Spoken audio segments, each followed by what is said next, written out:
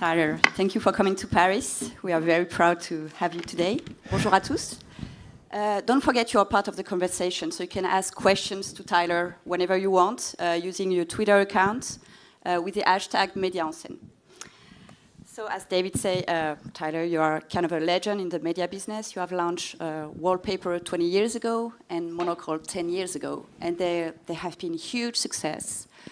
And actually it's amazing because print is in trouble everywhere, and you seem to be the living proof that magazines are not dead. So Tyler, can you share your secret and explain how print can survive to digital? Sure. We should probably first also set down the rules that we discussed on the phone from Zurich last week. We have some prizes here, ladies and gentlemen. Maybe this is why print works, because it would be very hard to give something digital away, but I have some tangible things up front.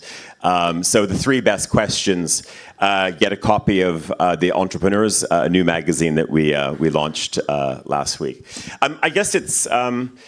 I recall being in a meeting with a big news weekly based out of the UK a couple of years ago in New York, and it was a big digital discussion about, where is the world going? And they were trying to build a coalition at that time of English language magazines and newspapers. It was the dawn of the tablet, and they had a very elaborate chart, quite simple in a way, and it just showed this is, the direction that print sales are going to go. And this is the direction that digital is going to go. And it's all going to happen, ladies and gentlemen, in the next 36 months. And this was probably 10 years ago on Madison Avenue. And you saw it was a self-fulfilling prophecy. I mean, this is, if you start to budget for these things, if you really say, this is the way it's going to be, and we're going to close down print plants, we're going to stop spending money at newsstand, then it's no surprise that that's the direction it's going to go. We have a belief that people want to engage with something which is tangible and it's bookish. And I think one of the interesting things about where we sit right now, and also in a city like Paris, of course, where so many brands also have to depend on big, important luxury goods advertising. And so many days, I'm like, thank God for France. Because if it wasn't for a couple of very big groups based in this country, a lot of people would be in trouble in media, whether it's digital or print. But I think it's important because this defines you. And if I left my phone elsewhere, but if I just have a device in my hand, well, okay, I know that maybe you are, of course, an Apple customer, or you're a Samsung customer, or LG, or Sony, but it doesn't say anything about you intellectually. I mean, you can put some sort of weird case on the back of it, and maybe it has Les Echos, or maybe it has another media brand on the back of your mobile case. But I still think this is a marker that helps define people. And I remember someone from a Dutch newspaper once said, it's quite interesting, you could ride on the tram and you could read one of the free sheets every morning, or you could be reading NRC Handelsblad. And they sort of did a rough survey and said that, the most eligible sort of bachelors were always the ones reading NRC Handelsblad, not the free sheet. And I think it's a little bit, the same thing as well when we think about the tangible notion of what this is versus something which is great content digitally, but that we're sort of lacking that definition because we care about the footwear we wear, we care about our eyewear, we care about, there's, I believe a couple of companies in this country have made a lot of money out of handbags.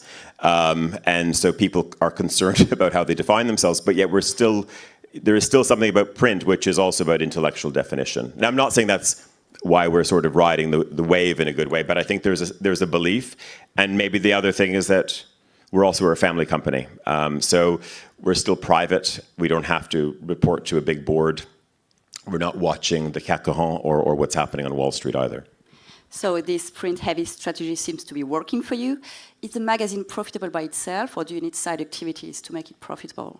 No, the magazine itself is profitable, and I'm happy to say also podcasts this year started to make money after a long belief in it. I would say that still the other ventures, which are growing, and it's a part that we believe in, the retail, all of these things. But this is still the core. It's the magazines, it's the books, it's the newspapers, it's all of these things that we do. That's still the cash cow for the business. Actually, you used to be a war correspondent in Afghanistan. What brought you into business and fashion? Well, I'm not sure we're only in fashion, but yes, of course, we rely on the luxury goods industry like your supplement does as well. I mean, so many of us do. I came to the UK, or arrived in the UK in the late 80s, 89, an important year for news, and started with the BBC. And I think probably like a lot of young Canadians, and this is one of maybe the great secrets, which people don't often know, but the people that are really, really good, the few, but the people that are very, very good on US television doing the news are all Canadian. First, because we have passports that take us more places, or in a friendly way, and we have nicer accents that are easier to understand. We're cheaper as well. It was a real thing, though, in the 80s that if you wanted to go into journalism, people were like, okay, you saw the bright lights of New York, you saw Peter Jennings, and that's what you wanted to do. And you can go one of two ways. In Canada, you can either sort of, you want to sort of have the bright lights of Toronto or Montreal, and you can go and work in the provinces and in extreme west of Canada and make your way back. Or you could often then go to, make your way to London or to Australia and work somewhere else in the Commonwealth. I chose to go to London, and spent time as a broadcast journalist, and probably realized along the way that broadcast is great, but there's too many people involved. There's something quite maybe solitary about just, I think, being your own writer and being freelance. So I went freelance after a while and started writing this sort of socio-political reportage, and got an assignment to go to Afghanistan in 94 to write a piece about Médias sans frontières. At the time when they were really recruiting in the UK, we were ambushed in Kabul. I was shot twice, and maybe it's not surprising. I mean, you spent a long time in a British hospital in the mid-90s, and was about a month recovering. And I thought, I guess probably the most important thing, it wasn't about maybe the type of journalism, but I guess the approach. And that was, I felt it was really important to be independent, because I'd worked for a number of big news organizations at the time. As a freelancer, it was very difficult getting compensation afterwards. I did, but you really saw that there was just not this responsibility in the newsrooms. And so I thought, well, maybe I need to go and do my own thing. And it manifested itself as wallpaper, which of course was consumed with industrial design and architecture and fashion and all of these things. But I sort of say that was kind of it was sort of like the canapé, the starter course for what we're doing now. I think I always wanted to do a magazine like Monocle, but probably the time, for me personally, wasn't right at the time. Okay. Tyler, I think you are one of the few journalists who don't have any Twitter account or Facebook account, and actually Monocle doesn't have any account either, right? So some people would say you are kind of a dinosaur. You even have a BlackBerry, right? Yes, I have a BlackBerry, but it has Android. It's quite exciting. Okay. But why do you hate social media so much? It's not a question of hate. I just think when we looked back, listen, there's a lot of people from major media organizations who are here today as well, who spend a lot of time in Brussels talking about the monopoly situation that we've ended up in at the moment. And I have to say that most of those companies that are lobbying Brussels for some type of controls or some type of share, they made their own bed. People got into bed with, and I know that they're one of your partners here as well, but the company with the blue and white F logo and the other company with the little bird on it, they got into bed very early. And, it's amazing. You have these media brands that are centuries old, and all they did is they went and pushed their audiences over to these platforms.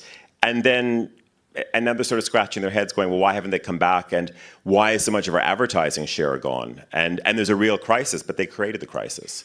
And of course, we're not of that scale of any of these big groups, but I just thought at the dawn of social media 11 or 12 years ago, I thought, why should we be working so hard as a family company and then go and push people out of our own orbit? It doesn't make, and it still doesn't make sense to me. And I think we're at a point right now.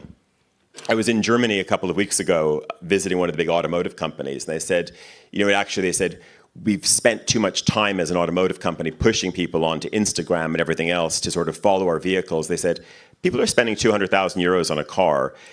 We need to keep them in our own orbit. And of course, we talk about being digital first. Why don't we build our own platforms? And our platforms don't need to be facilitated by a company on the US West Coast. And I thought that was interesting. So I wonder if, and it's just a question, I wonder if we start to go back to a place now where it's not saying, oh, these platforms exist and they've got scale, et cetera. But I think a lot of probably marketing managers and CEOs are asking the question, do we need these other companies? Technology is cheap. We know how to develop these things.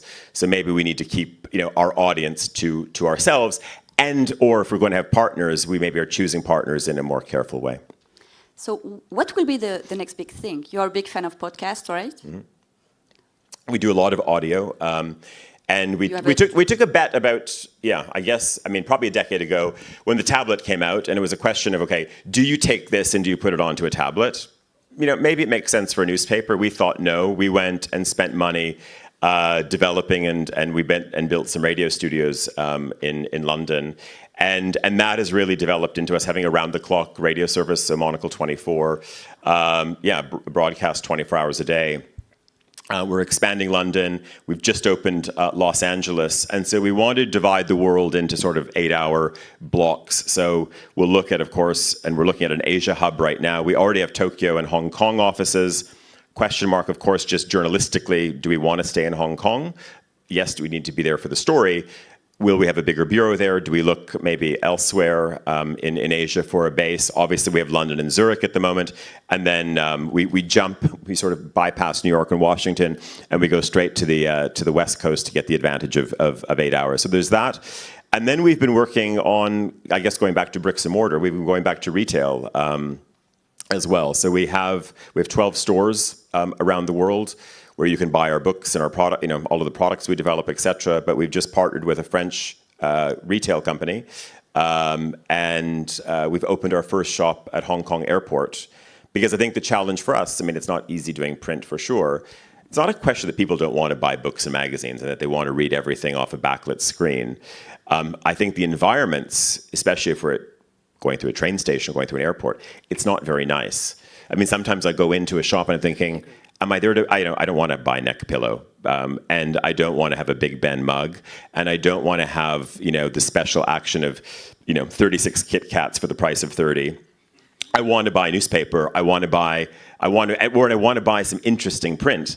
And it's all hidden in the back. You can't find it anymore. But how much revenue do you draw from newspaper and other products in your shops? What is the breakdown? Yeah, so it's probably, if I take the total world of, using the dreadful C word of content, that is probably, tally all of that up, it's around 80% of what we do. And then cafes and maybe conference and everything else is about 20%. So it's still, but of course, I'm including print and digital. But I would say still, we succeed or fail every month or every day even, based on the print edition. Do you plan to open other shops in Europe as well? Yes. Some people from another newspaper in this city said they've got an interesting new building coming up. They asked if we could maybe be a tenant at some point. So we'll see. No, probably won't be there. No, we would. Yes, of course, we would love to look at. We'd like to look at Paris, and we just opened Milan as well. So a small bureau and a shop. And I think in a way we say that's a little bit like our social media. You actually get to meet the readers every day. People have a point of view. People drop their CVs off. It's sort of like the way the old village newspaper used to be with its shop front beside the boulangerie, etc. And this is sort of the same thing that we do having retail around the world. Okay, so as you said before, we all know too well that ad revenues are captured by Google and Facebook. So how do you make a living? Brand content is a big part of your business, right? Can you elaborate on that? Of course, we have to work hard like everybody else to be in front of brands and tell a compelling story as to why our reach is important. And so we do one edition for the whole world. So it doesn't matter whether you're in San Diego or you're in Biarritz or you're in Tokyo. It's the same edition. So in a way, of course, that a lot of magazines are still regionalized. There's, of course, many, many different international editions. We see that there's one reader around the world. And I think it was strange in the beginning, but I think more brands come around to this because they say, yes, maybe the person who is in Paris one day is in Seoul, and we're talking to a similar customer. So I think this helps us. And then, of course, we've been doing branded content. I still just call them advertorials for a very long time. And this really becomes it's a big revenue driver for us, but it's also very complex because the same client is used to dealing with Publicis or one of the Havas companies all day. So they're really used to being treated in an agency format and having this sort of big service. And yet they come to a magazine and they want a magazine. They want the Monocle take on their brand, but they want all of the level of service that they would get from Publicis. And this is very difficult. And who write the articles? Your journalist or? We use our own design team, and then we have a mix of either, it can be freelancers, can be staffers, or it can be dedicated people, because the other part of our business, totally separate, is we also have a branding and design agency. So sometimes we will also second things depending on the client and what the expectations are to them as well. Okay. So Monocle is a British publication. No, it's Swiss, actually. It's Swiss. Yeah, but you're based in London, right? Yeah, the journalism sits in London, yeah. So what could be the impact of Brexit? Is it already difficult to attract journalists to London? Yeah, it's a real problem. We've noticed a decline in CVs. So not just journalists, web designers, anyone who's part of the editorial process. I see that our moderator's there. We've got 3 presents to give away very quickly. What are we going to do? But on that... yes, I think we've seen a real decline in talent who wants to come to London at the moment, and that's when you speak to people across the board at other media outlets. That's a problem. And so what we've done is we've put some more functions in Zurich at the moment. That is something that we've been doing. We've moved all of our printing out of the UK. So we were for 13 years, we were down in Cornwall. All printing has gone to Germany now. And we're in the process of also looking at logistics. So I think we've taken some bets very early on because, we got out before April. Let's see what happens at the end of this month. But for us, it was very important that we can't be tethered to, of course, the whims of what happens at number 10. You should move to Paris. But actually, you have journalists in London, LA, Toronto. Do you plan to open other bureaus? Yeah, so I think when I just say retail, generally, there is always a bureau attached. So like with Milan as well, there is a bureau function. And here we would look at also putting journalists. And it's a good bridge, actually, between Zurich and London, that if you want to take the TGV, then when the TGV works and doesn't stop in Dijon for 4 hours. But anyway, it's not much better than Eurostar. I don't know if we want to go to questions quickly. Sure, we can open up the room for questions. There are 2 things I have to say about questions. Microphone. They don't work really well. We were supposed to get we didn't get any questions on the screen, but it doesn't work, and the timer doesn't work. It tells you that you still have 4 minutes, which is not. It's not true. Oh no. Okay. Well, people can come and mob later for copies if they want. Just one question? Sure. Tell us a bit about your new publication. Sure. Yeah. No, actually, an interesting question from a digital point of view. So, The Entrepreneurs is our #1 podcast. And it does, of course, what it says on the label. It's a program about, of course, starting your own business and telling the stories of entrepreneurship around the world. And we thought it would be interesting because it's talking probably to a lot of people who maybe not reading the core magazines. We said, why don't we launch a magazine for them? So it's just quite interesting for us to move from having a podcast that becomes a magazine once a year. But I think already we'll look to there being 2 in 2020. Thank you very much. Merci. Thank you very much. Thank you. Do we have time for questions? We don't. We don't. Thank you. All right. Thank you.